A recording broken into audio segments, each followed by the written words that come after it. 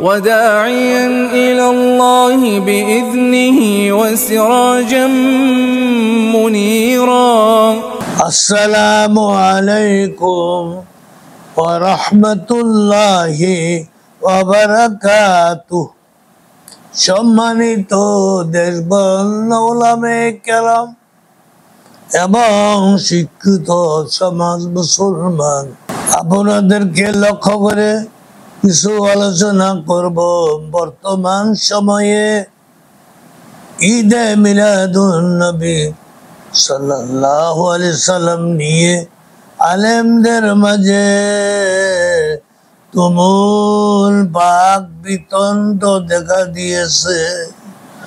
এমনকি জাতীয় মসজিদের খতিব সাহেবের ঈদে মিলাদুন নবী সাল্লাল্লাহু আলাইহি সাল্লাম শিক্ষা নিয়ে এই বিতর্ক বেরিয়ে চলছে। একজন অপরজনকে অকথ্য ভাষায় কথা বলা শুরু করেছে। প্রশ্ন করেছেন, নূর নবী মুহাম্মদ সাল্লাল্লাহু আলাইহি ওয়াসাল্লামের শানে মিলাদ কিয়াম করা জায়েজ নাই। যে ব্যক্তি ঢালাওভাবে এই কথা বলে সে নেহায়েত মূর্খ এবং জাহেল, কোরআন হাদিস সম্পর্কে তার কোনো জ্ঞান বা ধারণাই নাই। রাসূল করিম সাল্লাল্লাহু আলাইহি ওয়াসাল্লামের শানে দাঁড়িয়ে কিয়াম করা কি জায়েজ? জি, জায়েজ, এবং উলামায়ে কেরামের মতে মুস্তাহাব। ঈদ হলো ঈদুল ফিতর আর ঈদুল আযহা। ঈদে মিলাদুন নবী নামে কোনো ঈদ নাই। নবী করিম সাল্লাল্লাহু আলাইহি ওয়াসাল্লামের সিরাতের আলোচনা হবে, তার জন্ম বৃত্তান্ত আলোচনা হবে। সেই আলোচনার জন্য ঈদে মিলাদুন নবীর নাম দেওয়া, তার জন্মদিনকে ঈদ বানানো, এটা তোমার ইচ্ছা, তুমি নিজের ইচ্ছা মতো বানাবা। ঈদ জাতীয় মসজিদের একজন খতিব, এটা দেখলে তো মনে হয় ফকিনি রিকশাওয়ালা। এটা কিভাবে খতিব হয় আমার মাথায় ধরে না। এই আব্দুল মালিক মৌলভী, তার কিভাবে সাহস হলো ঈদ মিলাদুন নবী সাল্লাল্লাহু আলাইহি ওয়াসাল্লামের বিরুদ্ধে বক্তব্য দেওয়ার? আলেমদের মাঝে এই বিতর্ক বন্ধ করতে হলে আমি মনে করি একটা সমাধান করা দরকার। মিলাদ নিয়ে উভয় পক্ষের সমাধান হলো একটি গ্রহণযোগ্য ঐক্যমত্যে পৌঁছানো এবং একে অপরের দৃষ্টিভঙ্গিকে সম্মান করা। যারা মিলাদ সমর্থন করেন তারা মনে করেন এটি একটি আনন্দোৎসব এবং এটি করা যেতে পারে, কারণ রাসূল সাল্লাল্লাহু আলাইহি সাল্লামের জন্মদিন উদযাপন করা উচিত। অন্যদিকে যারা মিলাদকে সমর্থন করেন না তারা এটিকে বেদাত বা নতুন উদ্ভাবন বলে মনে করেন, কারণ রাসূল সাল্লাল্লাহু আলাইহি সাল্লাম বা তার পরবর্তী সাহাবারা এই ধরনের উৎসব পালন করেননি।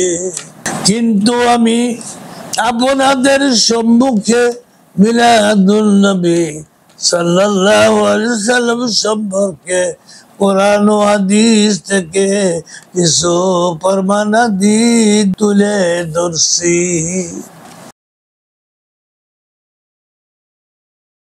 মিলাদ শরীফ কোরআন শরীফ দ্বারা প্রমাণিত। সূরা তাওবা 128 নম্বর আয়াত আল্লাহ রাব্বুল আলামিন বলেন, বিসমিল্লাহির রাহমানির রাহিম লাকাদ জাআকুম রাসূলুম মিন আনফুসিকুম আজিজুন আলাইহি মা আনিতুম হারিসুন আলাইকুম বিল মুমিনিনা রাউফুর রহিম। নিশ্চয়ই তোমাদের নিজেদের মধ্য থেকে তোমাদের নিকট একজন রাসূল এসেছেন, তার জন্য কষ্টদায়ক হোক যা তোমাদেরকে পীড়া দেয়। তিনি তোমাদের কল্যাণকামী, মুমিনদের প্রতি স্নেহশীল, পরম দয়ালু। হযরত ইব্রাহিম আলাইহিস সালাম কাবা শরীফ নির্মাণের সময় সূরা বাকারার 29 নম্বর আয়াত তেলাওয়াত করেছিলেন। বিসমিল্লাহির রাহমানির রাহিম। রব্বানা ওয়াবা'থ ফীহিম রাসূলাম মিনহুম ইয়াতলু আলাইহিম আয়াতিকা ওয়া ইউআল্লিমুহুমুল কিতাবা ওয়াল হিকমাতা ওয়া ইউযাক্কিহিম ইন্নাকা আনতাল আজিজুল হাকীম। অর্থাৎ হে আমাদের প্রতিপালক, তাদের থেকে একজন তাদের মধ্যে রাসূল প্রেরণ করুন, যে তাদের প্রতি আপনার আয়াতসমূহ তেলাওয়াত করবে এবং তাদেরকে কিতাব ও হিকমত শিক্ষা দিবে আর তাদেরকে পবিত্র করবে। নিশ্চয়ই আপনি পরাক্রমশালী প্রজ্ঞাময়। বিসমিল্লাহির রহমানির রহিম।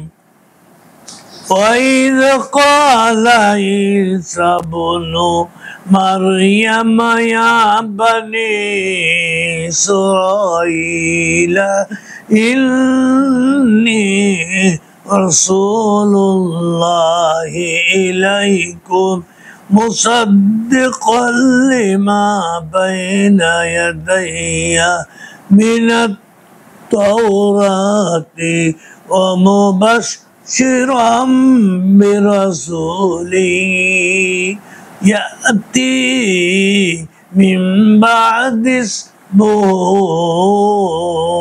أحمد। আর যখন মারিয়াম পুত্র ঈসা বলেছিল, হে বনি ইসরাইল, নিশ্চয়ই আমি তোমাদের নিকট আল্লাহর রাসূল, আমার পরবর্তী তাওরাতের সত্যায়নকারী এবং একজন রাসূল। তোমাদের নিকট আল্লাহর রাসূল আমার পূর্ববর্তী তাওরাতের সত্যায়নকারী এবং একজন রাসূলের সুসংবাদদাতা, যিনি আমার পরে আসবেন, যার নাম হবে আহমদ। আল্লাহ রাব্বুল আলামিন সূরা ইমরান 81 নম্বর আয়াতে ইরশাদ করেন, বিসমিল্লাহির রাহমানির রাহিম। ওয়া ইয আখাযাল্লাহু মিযাকান নাবিয়্যিনা লাম্মা আতাইতুকুম মিন কিতাবিন ওয়া হিকমাতিন সুম্মা জাআকুম রাসূলুম মুসাদ্দিকুল লিমা মাআকুম লাতু'মিনুন্না বিহি ওয়া লাতানসুরুন্নাহ ক্বালা أأقررتم وأخذتم على ذلكم إصري قالوا أقررنا قال فاشهدوا وأنا معكم من الشاهدين।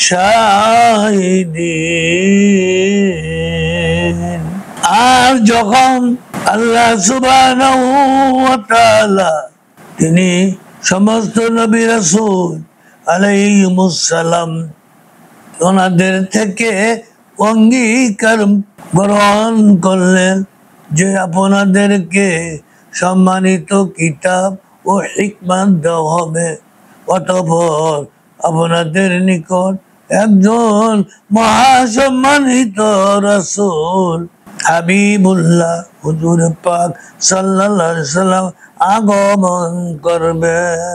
তিনি মা আপনাদের কাছে যা কিছু রয়েছে সমস্ত কিছুর তাসদিক বা সত্যায়ন করবেন।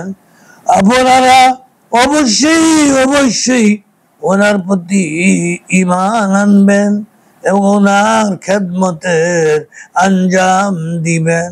মহান আল্লাহ সুবহানাহু ওয়া তাআলা বললেন, আপনারা কি তা স্বীকার করে নিলেন এবং এই মর্মে আমার ওয়াদা গ্রহণ করলেন?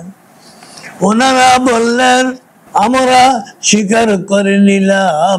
মহান আল্লাহ সুবহানাহু ওয়া তাআলা বললেন, তাহলে আপনারা সাক্ষী থাকুন এবং আমিও আপনাদের সাথে সাক্ষী রইলাম। আল্লাহু আকবার।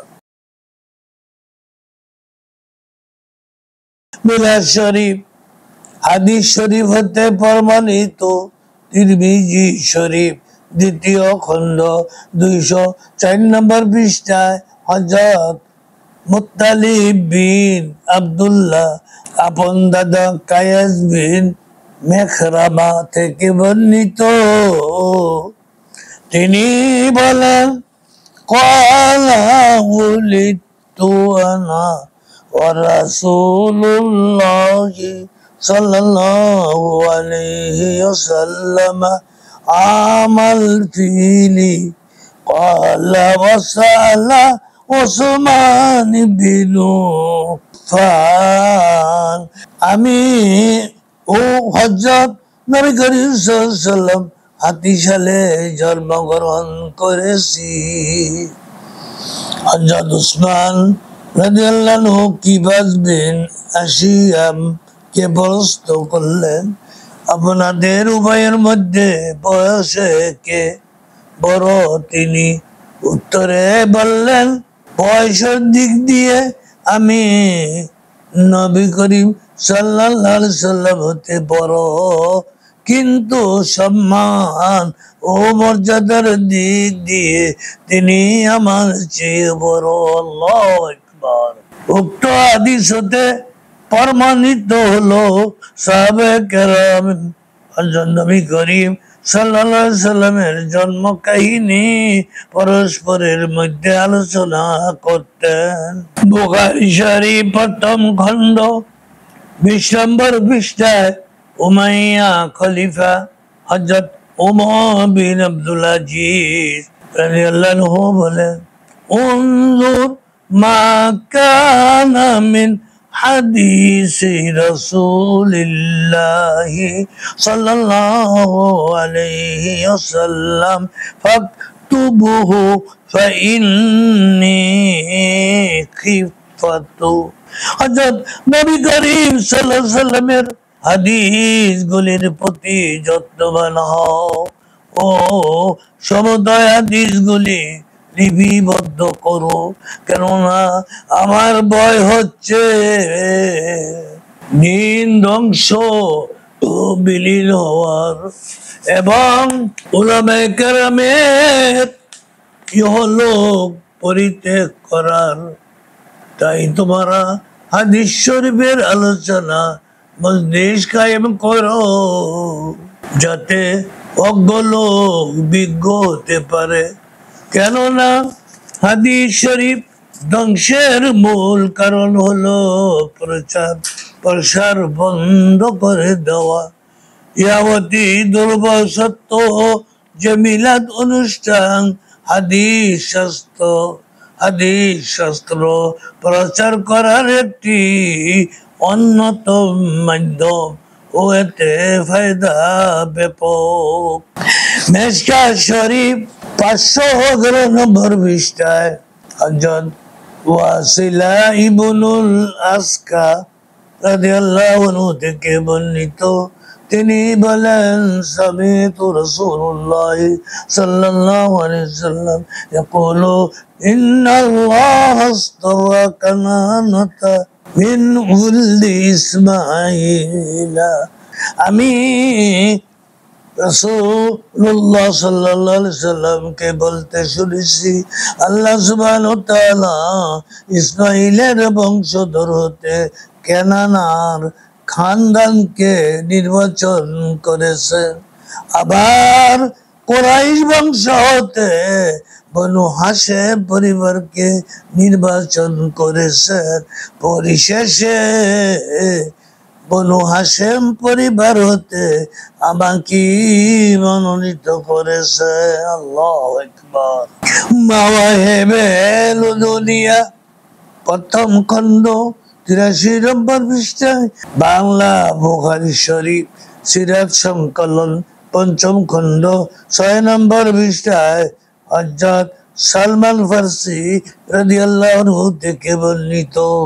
তিনি বলেন হাবাতা জিবরাইল আলান নবী সাল্লাল্লাহু আলাইহি ওয়াসাল্লাম فقال إن ربك يقول إن كنت اتخذت إبراهيم خليلا فقد اتخذتك حبيبا فقد اتخذتك حبيبا وما خلقت خلقا أكرم علي منك خلقت الدنيا وأهلها لأعرفهم كرامتك ومنزلتك عندي ولولا ما خلقت الدنيا।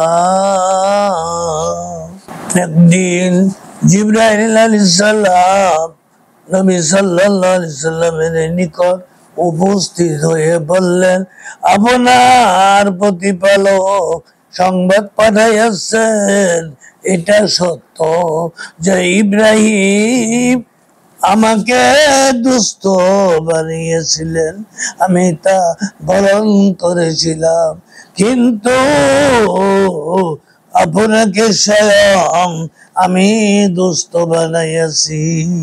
আমার নিকট আপনার চেয়ে সম্মানী কোনো কিছু আমি সৃষ্টি করি নাই, আর আমি শপথ করে বলছি বিশ্ব এবং বিশ্বের সবকিছু আমি সৃষ্টি করেছি এই উদ্দেশ্যে যে এদের নিকট প্রকাশ করব আপনার গৌরব এবং আমার নিকট আপনার যে কত মর্যাদা। আপনার বিকাশ সাধনের ইচ্ছা না হলে আমি বিশ্ব সৃষ্টি করতাম না। আল্লাহু আকবার।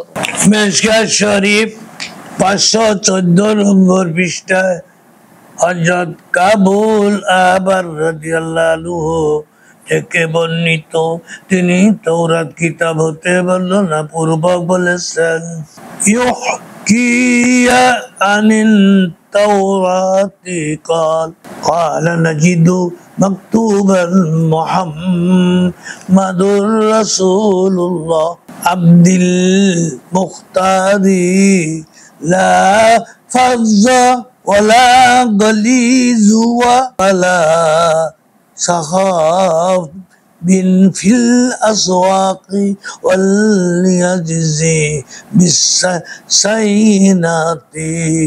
আমরা সেই কিতাবে লিখিত পেয়েছি মুহাম্মদ রাসূলুল্লাহ আল্লাহর বিশেষ বান্দা, তিনি কোমল স্বভাবের হবেন, পাষাণ হবেন না, অতিশয় ভদ্র হবেন, হাট বাজারের চিৎকার করে কথা বলবেন না, তিনি বন্ধের প্রতিশোধ বন্ধ করবেন না, ক্ষমা করায় অভ্যস্ত হবেন, তার জন্ম হবে মক্কায়, ইজ্জত করবেন মদিনায় তথা মদিনায় বসবাস করবেন, সিরিয়াও তার আধিপত্যে আসবে, তার উম্মত হবে খুব বেশি প্রশংসাকারী, তথা সুখে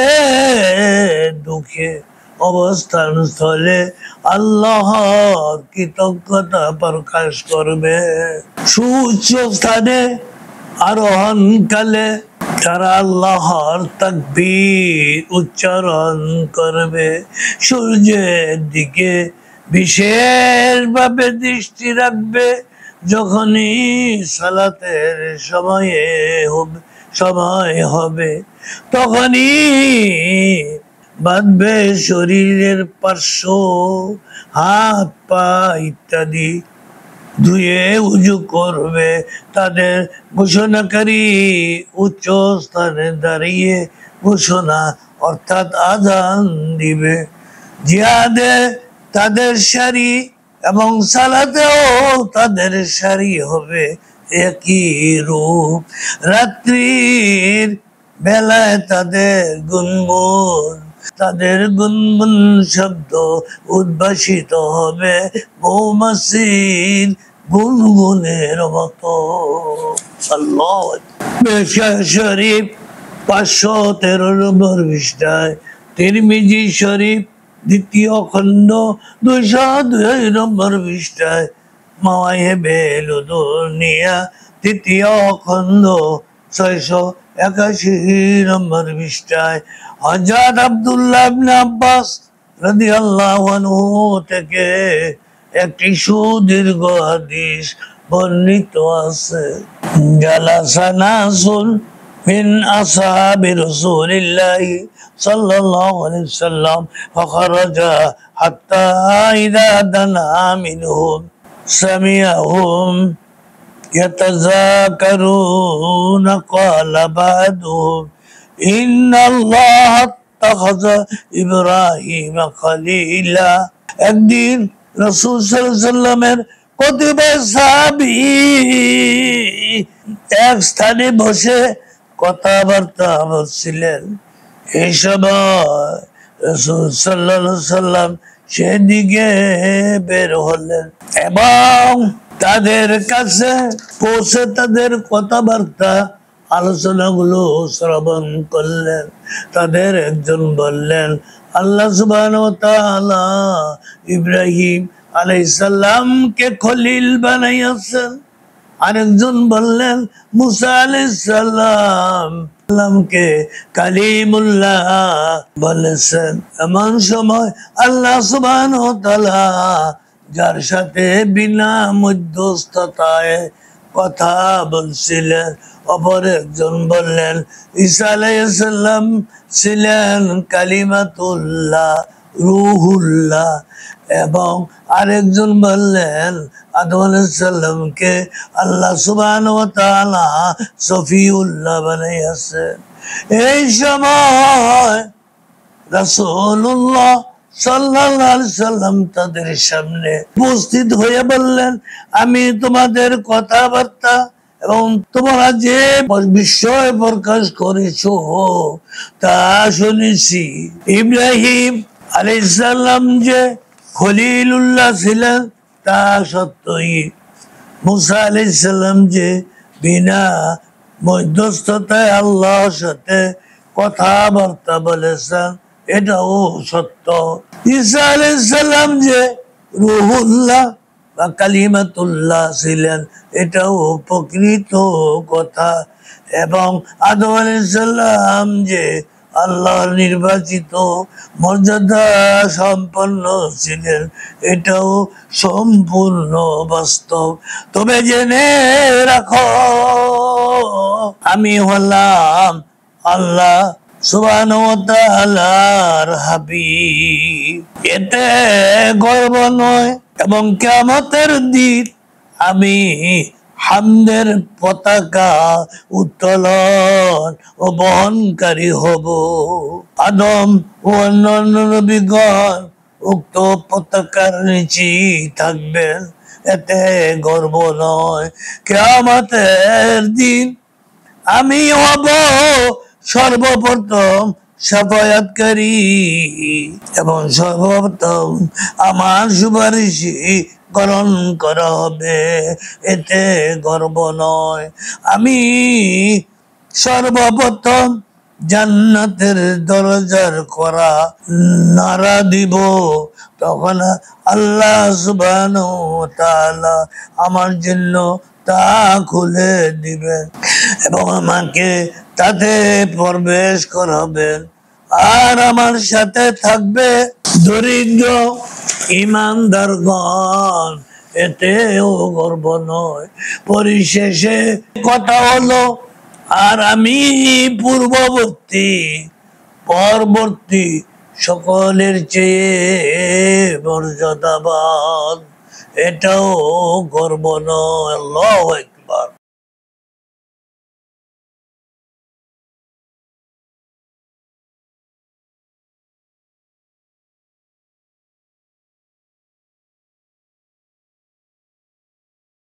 মিলাদ কিয়াম সম্পর্কে বিশ্ব নেতৃস্থানীয় উলামায়ে কেরামের ফতোয়া।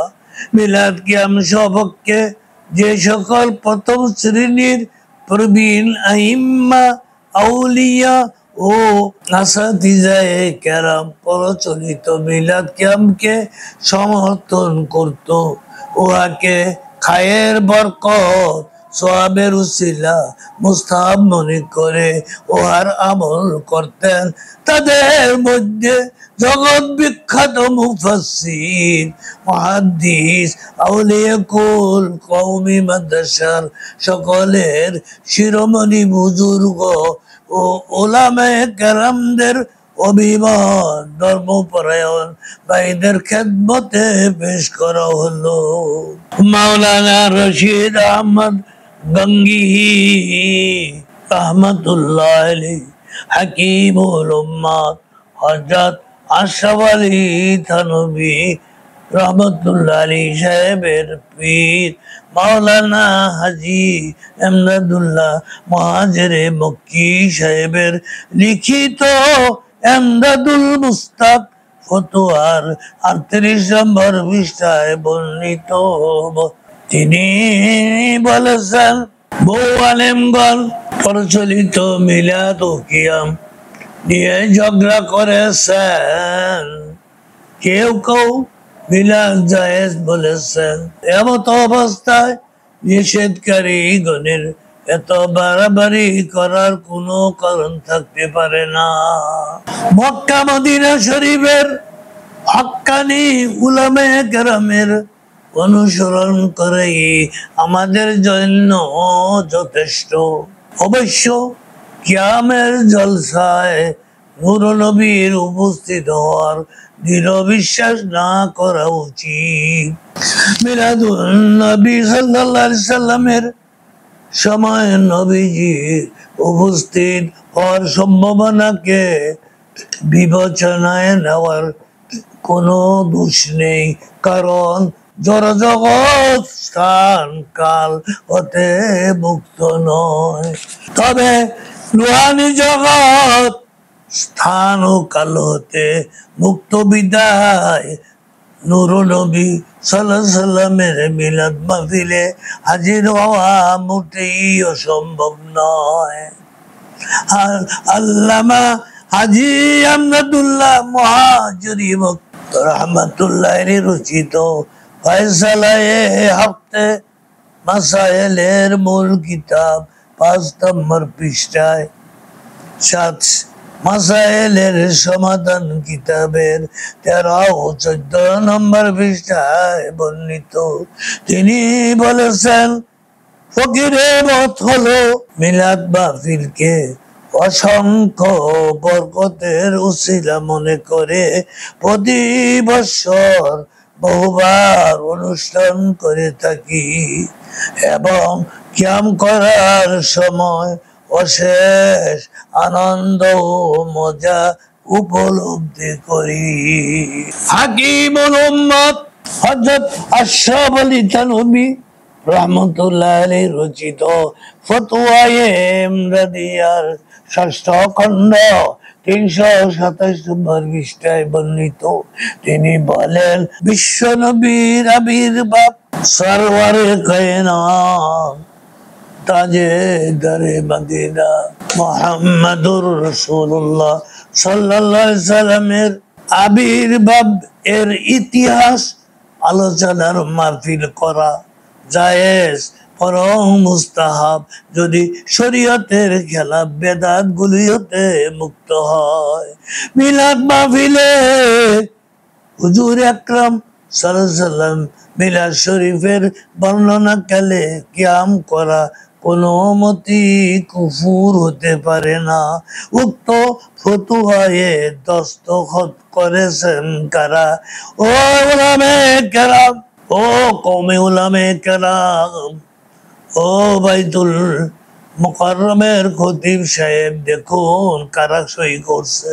ফতুয়ায়ে দস্তখত করেছেন শাইখুল হিন্দ হযরত মাওলানা মাহমুদুল হাসান রহমাতুল্লাহ আলাইহি। 2 নম্বরে শাইখুল হাদিস হযরত মাওলানা আনোয়ার শাহ কাশ্মীরি।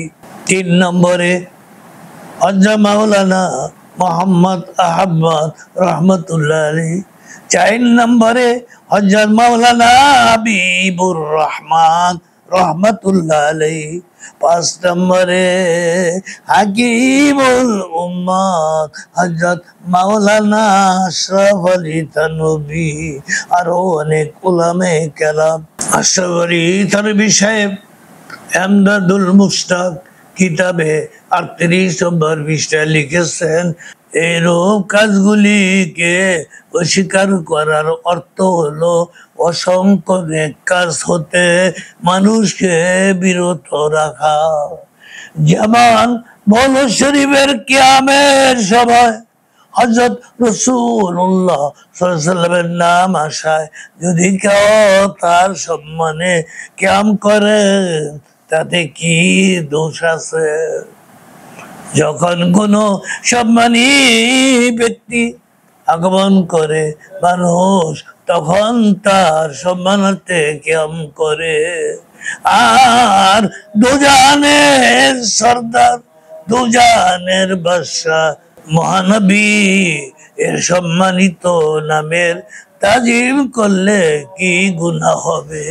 আল্লাহু আকবার। হযরত মাওলানা হুসাইন আহমদ মাদানী তার রচিত কিতাব মাকতুবায়ে শাইখুল ইসলাম প্রথম খণ্ড 239 নম্বর পৃষ্ঠায় লিখেছেন, বরমানকারী ফেরেশতাগণ হযরত রাসূল সাল্লাল্লাহু আলাইহি ওয়াসাল্লাম উম্মতগণের সালাম নবীজির নিকট পৌঁছান।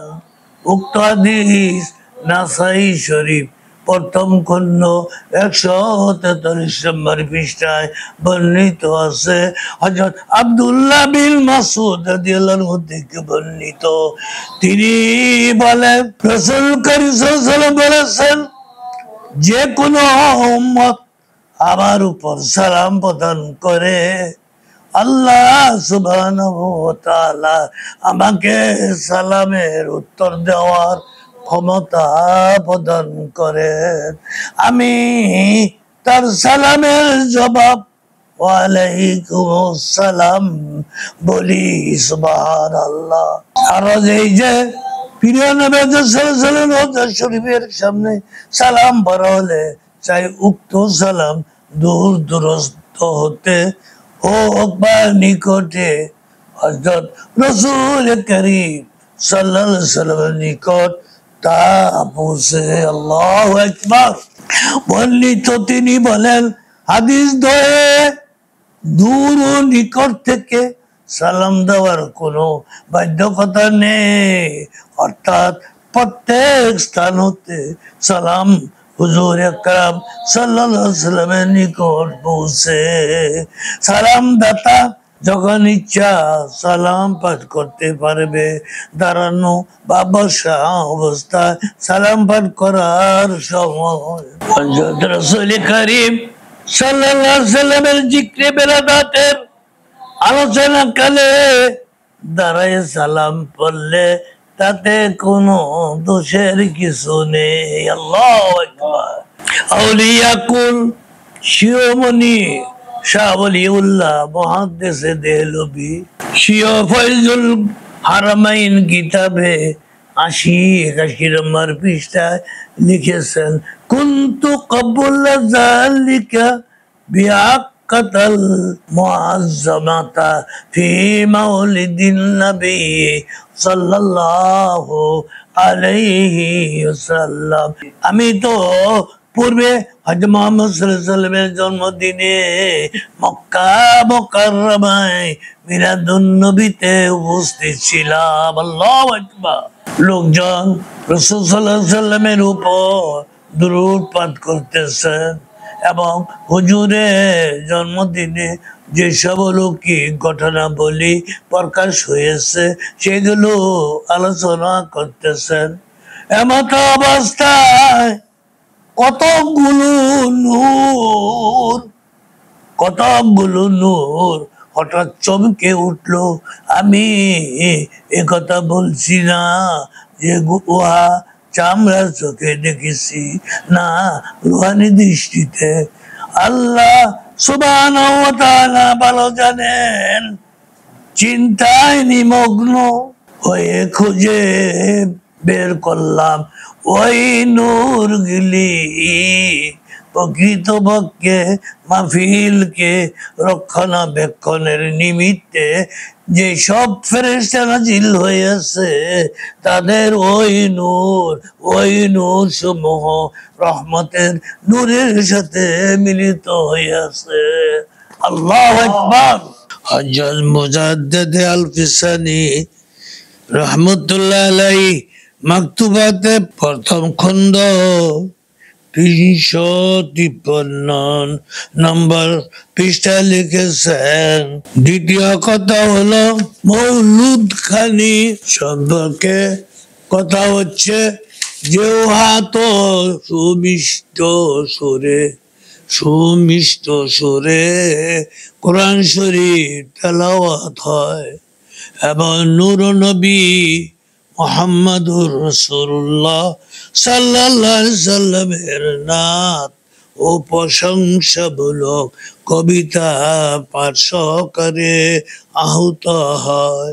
এতে আমরা কোনো প্রকার আপত্তি থাকতে পারে না, এতে কারো কোনো প্রকার আপত্তি থাকতে পারে না। উক্ত ফতোয়া দ্বারা তিনি মিলাদ মাহফিল জায়েজ সাব্যস্ত করেছেন।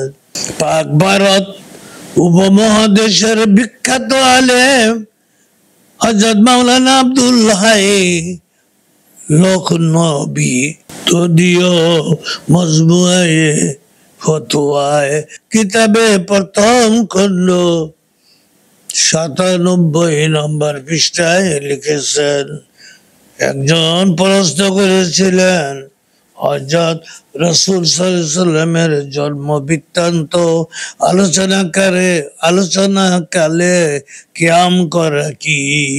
উত্তর দিয়েছিলেন, জন্ম বৃত্তান্ত আলোচনার সময় যদি কোনো ব্যক্তি সত্যিকারের ইশক মহব্বত অকৃত্রিম ভাবে লোক দেখানো বা রিয়ার মানুষে না, তাহলে আপত্তির কিছু বলার নেই। ওই সময় মজলিসে উপস্থিত লোকদের আদব হলো ওই ব্যক্তির সাথে তারাও কিয়াম করবে, বসে থাকবে না। ইশক মোহাব্বতের এই অবস্থা ব্যতীত ইচ্ছাকৃত দাঁড়ানো এটা ফরজ, ওয়াজিব, সুন্নতে মুআক্কাদা ও মুস্তাহাব নয়, কেননা এটা হুজুর সাল্লাল্লাহু আলাইহি ওয়াসাল্লামের জামানা বা কুরুনে সালাসায় ছিল না। প্রায় 100 বছর পূর্বে শীর্ষস্থানীয় লালবাগ মাদ্রাসার প্রতিষ্ঠাতা প্রিন্সিপাল মুজাদ্দিদে আজম হযরত আল্লামা শামসুল হক ফরিদপুরি সদর সাহেব রহমতুল্লাহ আলাইহি তার রচিত তাসাউফ তত্ত্ব কিতাবে 40-42 নম্বর পৃষ্ঠায় মৌলুদ ও কিয়াম সম্পর্কে লিখেছেন, মৌলুদ শরীফ সম্পর্কে 3টি শব্দ ব্যবহার হয়ে থাকে, মৌলুদ শরীফ, মিলাদ শরীফ এবং মাউলিদ শরীফ। মৌলুদ শরীফ অর্থ বাচ্চা, যে বাচ্চা সদ্য জন্মগ্রহণ করেছে, যখন ইহার সঙ্গে সম্মানের জন্য শরীক শব্দ যোগ করা হয়, তখন অর্থ হয় যে রাসূলুল্লাহ সাল্লাল্লাহু আলাইহি সাল্লাম মিলাদ শব্দের অর্থ জন্মের সময়, এবং মৌলুদ শব্দের অর্থ হয় যে রাসূলুল্লাহ সাল্লাল্লাহু আলাইহি সাল্লাম মিলাদ শব্দের অর্থ জন্মের সময়, এবং মৌলিদ শব্দের অর্থ জন্মস্থান। সাধারণত সম্মানিত বাচ্চা বলতে, সেই জন্য মৌলুদ শরীফের বয়ান শুনতে আমরা ভালোবাসি, কারণ হযরত রাসূলুল্লাহ সাল্লাল্লাহু আলাইহি ওয়াসাল্লাম বলেছেন, لا يؤمن أحدكم حتى تكون أحب إلي من والده ووالده والناس أجمعين। माता पिता होते, ছেলে মেয়ে হতে, সমস্ত আত্মীয় স্বজন, বন্ধু বান্ধব, সমস্ত মানুষ হতে তোমরা যে যাবৎ আমাকে অধিক ভালো না বাসবে, তখন তোমরা কেউ মুমিন হতে পারবে না। সর্বাপেক্ষা বেশি যখন ভালোবাসতে হবে, এটা যখন ফরজ, তখন সর্বাপেক্ষা বেশি তার এই ধনরাশি স্মরণ করতে হবে, তার গুণাবলী চরিত্রাবলী আলোচনা করতে হবে, তার জীবনের কীর্তি ও কার্যাবলী পড়তে হবে। যেমন আল্লাহ সুবহানাহু ওয়া তাআলা কোরআনুল কারীমে বলেছেন, বিসমিল্লাহির রাহমানির রহিম, يا أيها الذين آمنوا اذكروا الله ذكرا كثيرا। আল্লাহ সুবহানাহু ওয়া তাআলা মুমিনদেরকে ডেকে ডেকে বলেন, হে মুমিনগণ, তোমরা অনেক বেশি করে আল্লাহকে স্মরণ করো, আল্লাহর জিকির খুব বেশি করে করো। এই আদেশের কারণে জিকরুল্লাহর মজলিস করা হয়ে থাকে, এবং একা একা ও যথাসম্ভব প্রত্যেক মুমিন ব্যক্তি আল্লাহর জিকির যে যত বেশি পারে করে থাকে। এই রূপে জিকিরে রাসূলুল্লাহ সাল্লাল্লাহু আলাইহি সাল্লাম খুব বেশি করে করা দরকার। এই জন্যই যারা খাঁটি আলেম, তালেবে ইলম এবং খাঁটি আল্লাহওয়ালা বুজুর্গ, তারা সব সময় দুরূদ শরীফ পড়তে থাকেন। হাদিস শরীফ পড়াইতে মোতালা করতে থাকেন, কারণ হাদিসের কিতাব সব হযরত রাসূল সাল্লাল্লাহু আলাইহি ওয়াসাল্লামের জীবনের কার্যাবলীর বর্ণনা। এবার আরো বলেন, মৌলুদ শরীফ এর আসল উদ্দেশ্য হযরত রাসূলুল্লাহ সাল্লাল্লাহু আলাইহি ওয়াসাল্লামকে, তার গুণাবলী কার্যাবলীকে সর্বাধিক স্মরণ করা। সেই কাজী সেই অধিকাংশ অসময়ে লিপ্ত থাকেন। হযরত রাসূলুল্লাহ সাল্লাল্লাহু আলাইহি সাল্লামকে সর্বাধিক মহব্বত করা এবং তাজিম করা ফরজ, কিন্তু তাই বলে তাকে আল্লাহ সুবহানাহু ওয়া তাআলা বানায় দেওয়া বা আল্লাহর মতো সিজদা করা, রুকু করা জায়েজ নয়। এই মাসালার মধ্যে কারো কোনো মতভেদ নেই এবং ঝগড়া লড়াই হইতেছে শুধু ভুল বুঝাবুঝির কারণে বা নফসানিয়াতের কারণে।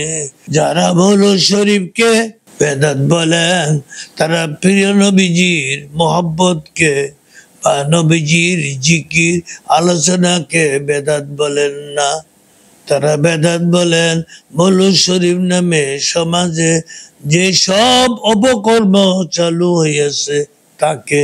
সমাজের খ্রিস্টানদের অনুকরণ, হিন্দুদের অনুকরণে, মৌলুদ শরীফের নামকরণে মৌজু রাওয়ায়াতের গঠন করা হইয়াছে, গান বাদ্যের আসর জমানো হইয়াছে। গান বাদ্যের মতন থিয়েটার এর মতো টাকা রোজগারের জন্য পার্টি সাজানো, বাইজি নাচানো হইয়াছে। নামাজ জামাত বন্ধ করে দেওয়া হইয়াছে গণিকার বাড়িতে পর্যন্ত। আর যারা বাঙ্গা কুড়ে ঘরে বাস করে তাদেরও বিল্ডিং এ বসবাসকারীদের প্রতি হিংসা করা উচিত নহে। সার কথা এই যে এই সব বিষয় নিয়ে মুসলমানদের মধ্যে কোনো ঝগড়া দ্বন্দ্ব হওয়া অনুচিত। বাকি রইল কিয়ামের কথা। কিয়াম জিনিসটা আসলে ফিকহার অন্তর্ভুক্ত নয়, ইহা তাসাউফের অন্তর্ভুক্ত। সুবহানাল্লাহ। অর্থাৎ মহাব্বত বানানোর উদ্দেশ্যে হযরত রাসূলুল্লাহ সাল্লাল্লাহু আলাইহি সাল্লামের তারিফের কাসিদা পড়া হয়, তার দ্বারা মহব্বত বাড়ে। লোক মহব্বতের জোশে খাড়া হয়ে যায়, মহব্বতের জোশে খাড়া হলে তাকে বেদাত বলা যায় না। তাছাড়া হযরতকে সালাম করার সময় বসে বসে সালাম করা শরীফ তবিয়তে লোকের কাছে বেয়াদবি। সেই জন্য রওজা শরীফের সামনে নিজেকে হাজির দেন করে খাড়া হয়ে সালাম করতে কোনো দোষ হতে পারে না। যেমন মদিনা শরীফের রওজা শরীফের সামনে সালাম করার সময় সকলেই দাঁড়িয়ে সালাম করে থাকেন। অবশ্য কিয়ামকে শরীয়তের হুকুম মনে করা, অর্থাৎ রাসূল সাল্লাল্লাহু আলাইহি সাল্লামের হুকুম মনে করা অত্যন্ত সাংঘাতিক অন্যায়।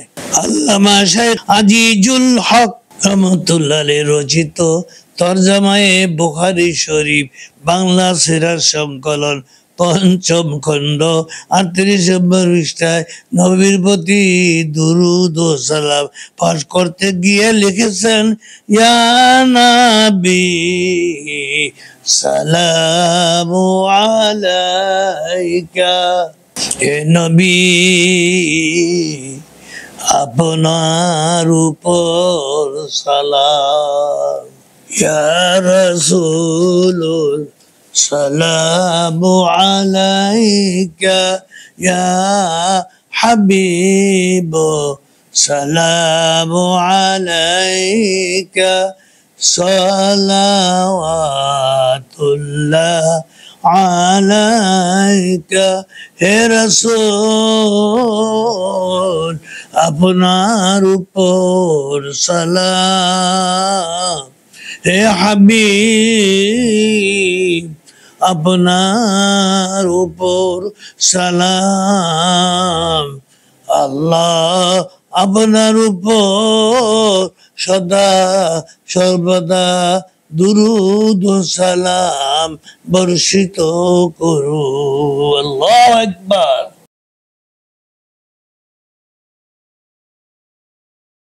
উভয় হাফিজ মিলাদ মাহফিলকে সুন্নত বলার দলিল।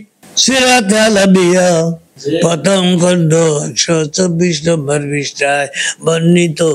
তিনি বলেন, কদ ইস্তাখরাজা লাহুল হাফিজ ইবনু হাজারি আসলাহা মিনাস সুন্নতি ওয়া কাযালিকাল হাফিজু সুয়ুতি। আল্লামা তাজউদ্দিন ফাকিহানি মালিকি মিলাদ সম্পর্কে উক্তি করেছিলেন। তিনজন ইমামের মধ্যে একজন ইমাম যিনি আল্লামা তাজউদ্দিন ফাকিহানি মালিকি মিলাদ সম্পর্কে উক্তি করেছিলেন, মিলাদ মাহফিল বেদাতে সাইয়্যা।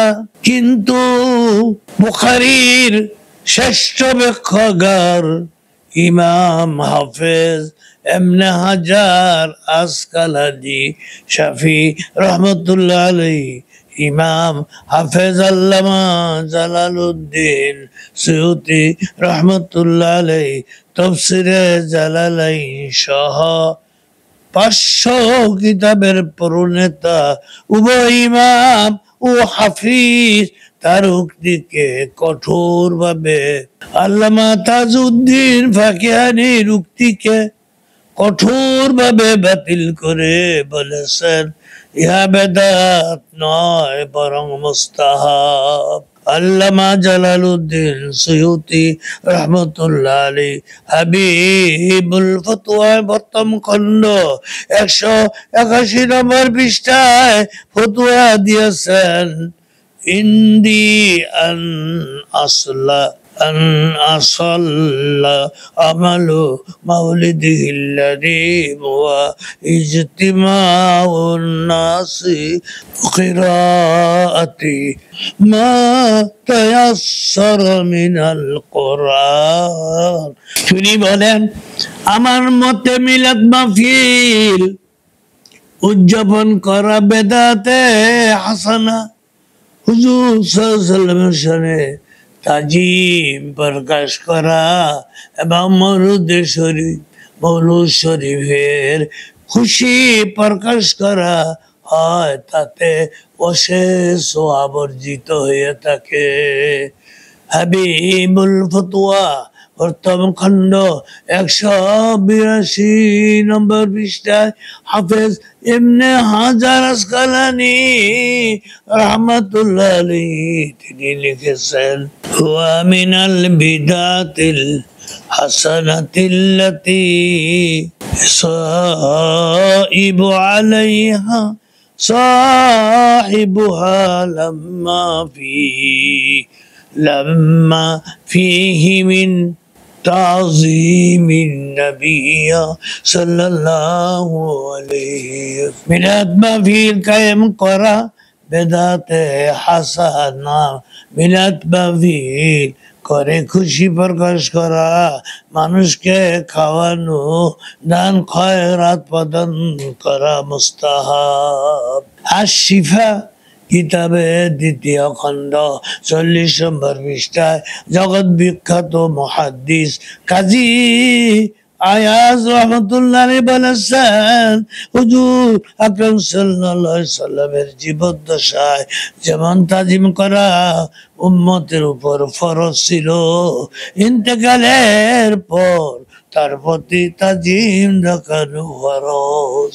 হযরত রাসূল করিম সাল্লাল্লাহু আলাইহি সাল্লামের জীবদ্দশায় তার ইজ্জত তাজিম তাকরীম করা প্রত্যেক উম্মতের উপর ফরজ ছিল।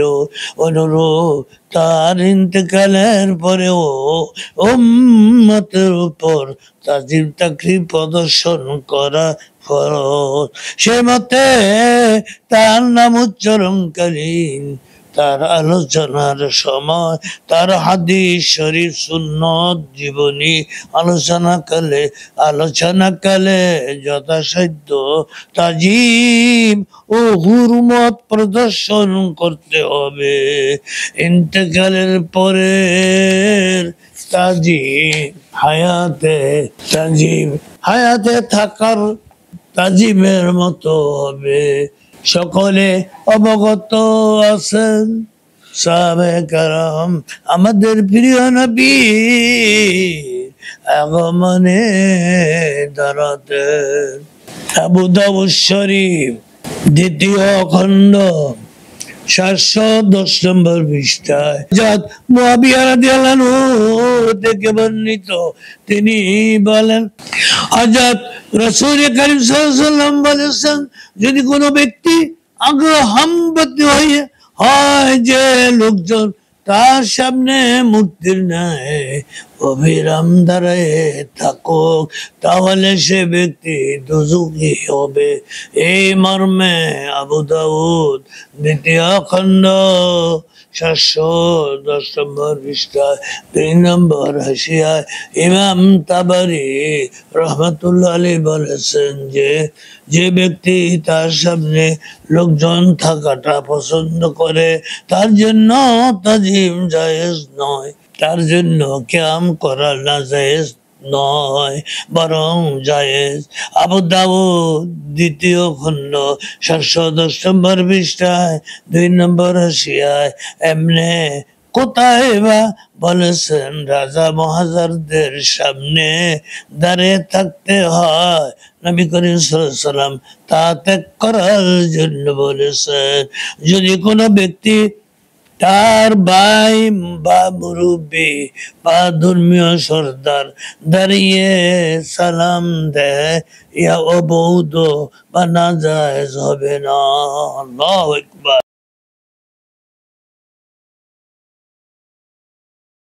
সুতরাং আমরা কোরআন ও হাদিস বিশেষ করে দেওবন্দের নেতৃস্থানীয় উলামে কেরামের এবং ইমামদের মন্তব্য উল্লেখ করেছেন, তা থেকে বুঝতে পারলাম বিরাট কিয়াম বিরাট নয়, কারণ এটি একটি মুস্তাহাব আমল। আমি জাতীয় মসজিদের খতিব সাহেব মাওলানা আব্দুল মালিক সাহেবকে বলবো, আপনি দেশের প্রধান একটি জায়গায় জাতীয় মসজিদের খতিব, আপনার থেকে মুস্তাহাব আমল নিয়ে এমন কোন বক্তব্য মন্তব্য আমরা আশা করি না যা সমাজে বিশৃঙ্খলা সৃষ্টি করবে।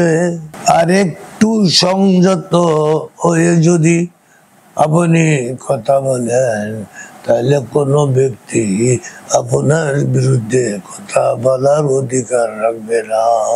বিশেষ করে অলিপুরি সাহেব এবং সুন্নি উলামা কেরামদেরকেও বলবো, আপনারা কথা বলার ক্ষেত্রে ভদ্রতা বজায় রাখতে হবে। বিশেষ করে হযরত মাওলানা আব্বাসী সাহেব ছাত্র মাওলানা মাসুককে বলছি ভিডিওর মাধ্যমে, মাসুক সাহেব তুমি তো অল্প বয়সের, কাউকে অকথ্য ভাষায় কিছু বলা যাবে না, কারো সাথে বেয়াদবের সাথে কথা বলা যাবে না। ওলামায়ে কেরামদেরকে সম্মান রেখে যদি কিছু বলার প্রয়োজন হয় জানতে চাইবা। কখনো মুরিব্বিদের সাথে ওলামায়ে কেরামদের সাথে অশ্লীল ভাষা কথা বলা যাবে না। সর্বদা হিকমত ও দলিল দিয়ে কথা বলতে শিখতে হবে।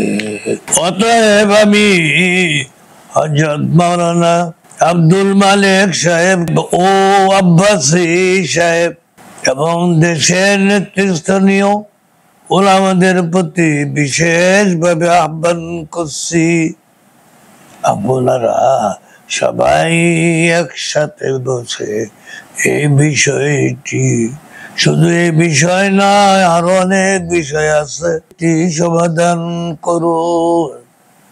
সরল মনা মুসলমানদেরকে ফিতনা থেকে হেফাজত করুন, দেশের সমস্ত মুসলমানদেরকে ঐক্যবদ্ধ রাখার চেষ্টা করুন। তাহলে আমাদের দুনিয়া জিন্দেগি, আখিরাতের জিন্দেগি আর নবীজি হাদিস অনুযায়ী আপনারা নবীজির ওয়ারিস। অতএব সরলমানা মুসলমানদেরকে ফিতনা থেকে হেফাজত করুন, দেশের সমস্ত মুসলমানদেরকে ঐক্যবদ্ধ রাখার চেষ্টা করুন। তাহলে আল্লাহ সুবহানাহু ওয়া তাআলার রহমত, বরকত, শান্তি লাভ করতে পারবো। এই বলেই আমার আলোচনা আপনাদের সম্মুখে রেখে শেষ করছি। আসসালামু আলাইকুম ওয়া রাহমাতুল্লাহ ওয়া আখিরু দাওয়ানা আনিল হামদুলিল্লাহি রাব্বিল আলামিন।